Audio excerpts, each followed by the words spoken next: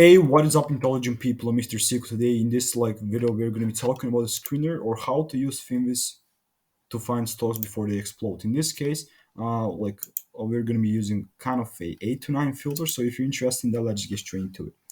Like the first thing that we are going to have will be the price. Okay, so we want to fill out the price. It is like quite a over back into the all. So the price will be under 20 bucks in this case.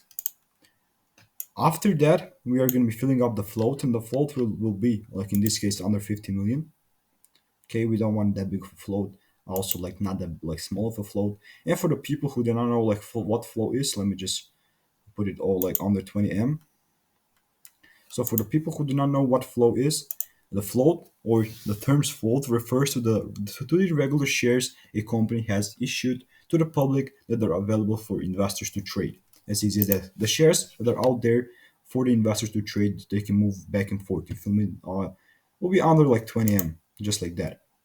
The next thing that we are going to be filling will be the earnings date. Okay, in this case, we're going to be looking for a screener that has an earnings date like in the next week.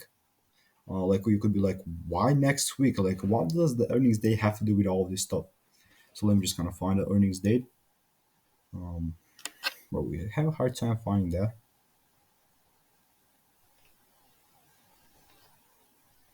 It is in the descriptive sector. Yeah, it is right here in earnings date. So in this case, what do we want for the like as I said for the earnings date to be the next week?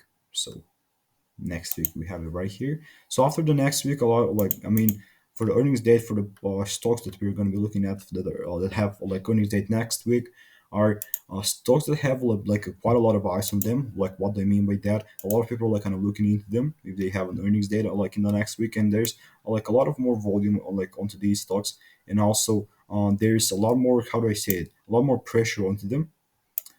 After that, I mean, like that's all, like absolutely it for the filter. What I like to do is just go ahead and kind of click on the 200 days simple moving average, and we want that to be the price to be above the estimate to 200. And we're left with only three stocks. Like in this case, we want the most volatile one. I mean, we only have three, so let's go ahead and check out the charts.